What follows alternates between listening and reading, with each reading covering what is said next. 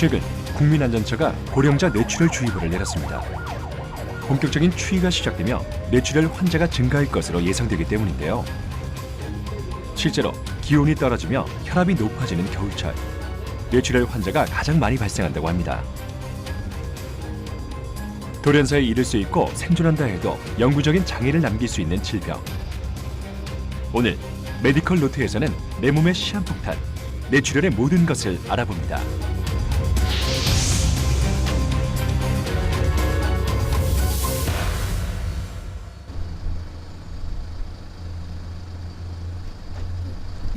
(52세) 이남희 씨의 하루는 늘 간단한 운동으로 시작됩니다.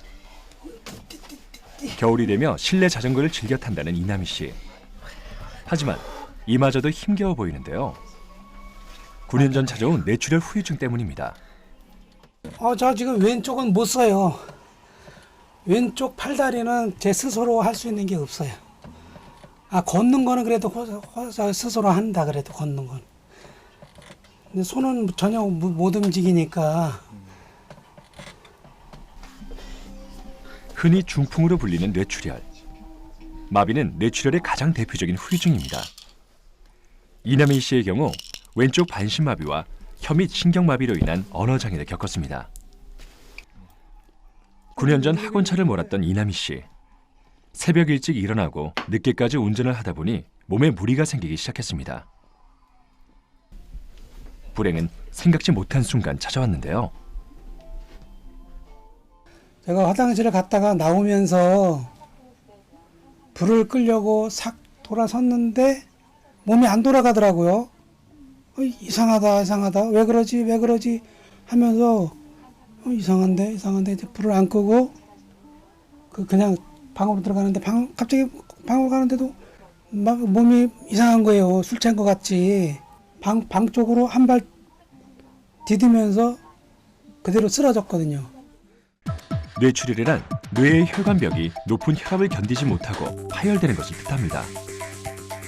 뇌출혈이 발생하면 그 부위의 혈액 공급이 차단되며 뇌신경이 손상, 출혈 부위에 따라 반신마비, 감각 소실, 언어장애 등 다양한 장애를 남길 수 있습니다. 이남희 씨의 경우 뇌출혈 발생 후 병원으로 옮겨져 뇌에 고인 피를 빼내는 수술을 했지만 후유증이 심하게 남았습니다. 뇌출혈의 원인은 바로 고혈압이었습니다. 혈압도 높아서 제가 혈압약을 먹고 있는 중이었어요. 그랬는데 우연의 일치인지 몰라도 그날 하루 쓰러진 날 혈압약을 제가 아침에 먹어야 되는 건데 못 먹었어요. 아침에. 그리고서 그냥 깜빡하고서 그냥 그 후로는 그냥 잊고 있었는데 그날 저녁에 쓰러진 거예요. 고혈압 환자는 시한폭탄처럼 항상 뇌출혈의 위험을 안고 살아야 합니다. 특히 이 시간대에 혈압이 높다면 더 주의를 기울여야 하는데요. 사람이 혈압도 원래는 하루 중에 조금씩 변동이 있거든요. 예를 들어서 보통 새벽 2, 3시 경우가 혈압이 제일 낮을 때고 아침에 일어나서 활동을 시작하는 8시, 9시, 10시 경우가 혈압이 가장 오를 때입니다. 그래서 혈압이 오를 때 뇌졸중, 특히 이제 뇌출혈이 잘 생기는 게 아닌가라고 추정을 하고 있습니다. 미국 뇌졸중 학회에서 발표한 뇌졸중 위험 인자들을 살펴보면 고혈압, 심장질환, 흡연, 비만, 음주 등이 뇌출혈의 위험을 높인다고 나와 있습니다.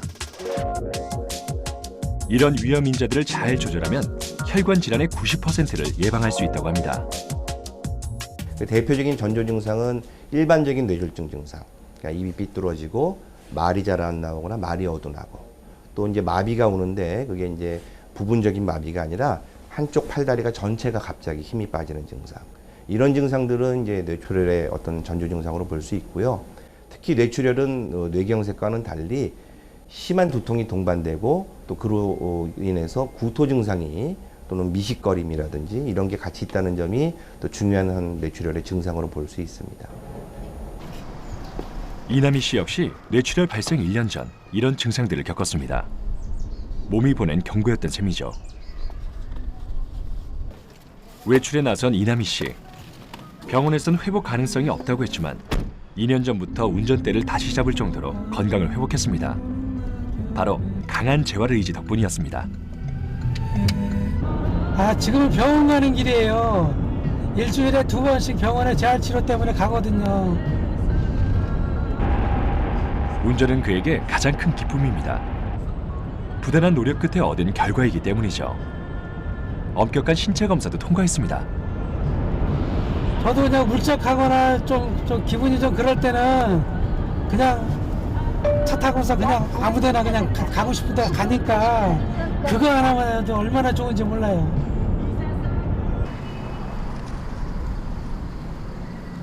청주의 한 종합병원.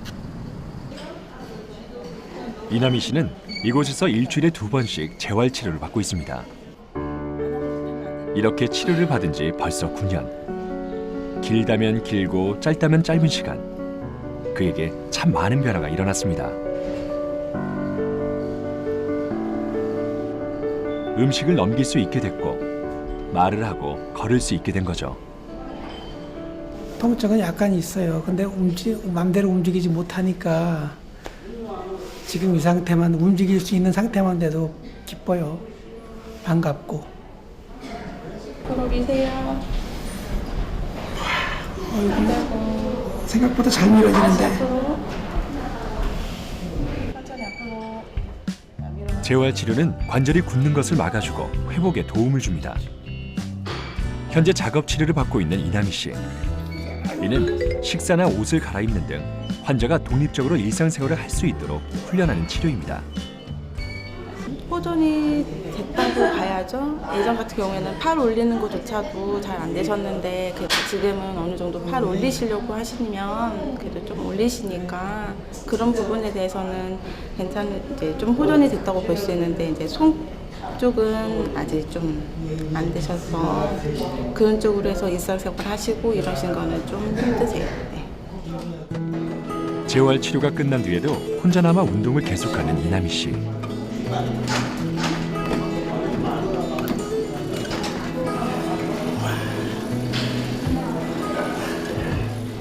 언젠가는 굳은 왼쪽 손에도 기적이 일어나길. 그는 오늘도 간절히 바라고 있습니다. 매번 힘들긴 힘들어요. 힘든데도 하나하나 좋아진다는 게 조금씩이라도 저한테 느껴지니까 기쁜 마음으로 하고 있죠. 뇌출혈 예방 및 재발 방지에 있어서 최우선은 혈압관입니다. 그렇다면 그는 평소 어떻게 혈압을 조절하고 있을까요? 날씨가 풀리면 이남희 씨는 근처 약수터를 찾습니다. 처음에는 4시간이 걸렸어요. 약수터 가는데 4시간이 걸렸는데 차후에 한 6개월 지나고 1년 지나고 하다 보니까 한 2년째 돼서부터는 그게 한 절반으로 줄더라고요. 한 2시간 정도. 등산과 함께 혈압을 높이는 나쁜 습관들도 모두 버렸습니다. 금연과 금주를 실천하고 적절한 운동을 병행해 정상 체중을 유지하는 것이 바람직합니다. 이런 부단한 노력으로 10년에 가까운 세월을 재발 없이 지낸 이남희 씨.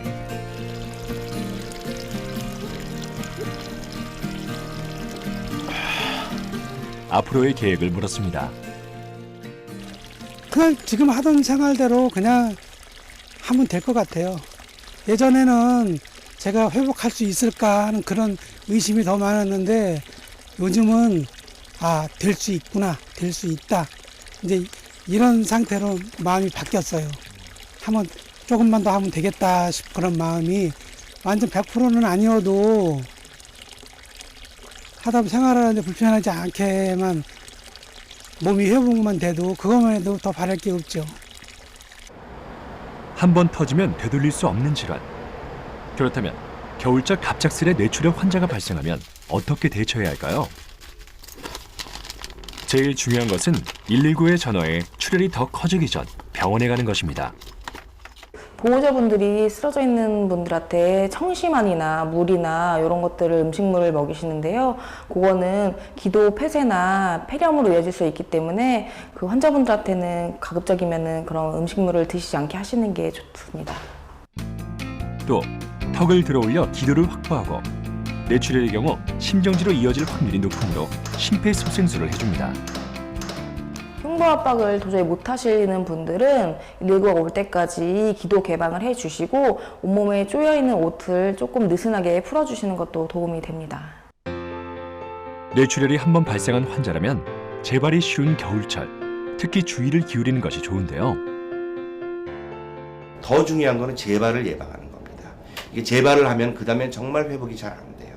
그래서 내가 뇌졸중이 온 이유가 뭔지, 혈압, 당뇨병, 흡연 이런 것들을 잘 파악을 해서 의사하고 상담해서 적절한 약물 치료, 생활습관 관리를 통해서 재발을 막기 위해 노력하는 것도 굉장히 중요합니다. 최근에는 과로와 스트레스로 인해 발생 빈도가 급증하고 있는 뇌출혈. 평소 두통이 잦은 환자의 경우 신속히 진료를 받고 잘못된 생활 방식이 있다면 빨리 개선하는 것이 언제 터질지 모르는 뇌혈관 질환에서 건강을 지키는 유일한 지름길입니다. 준비하고 노력하는 자만이 남은 인생을 건강하게 지낼 수 있다는 것 잊지 마세요.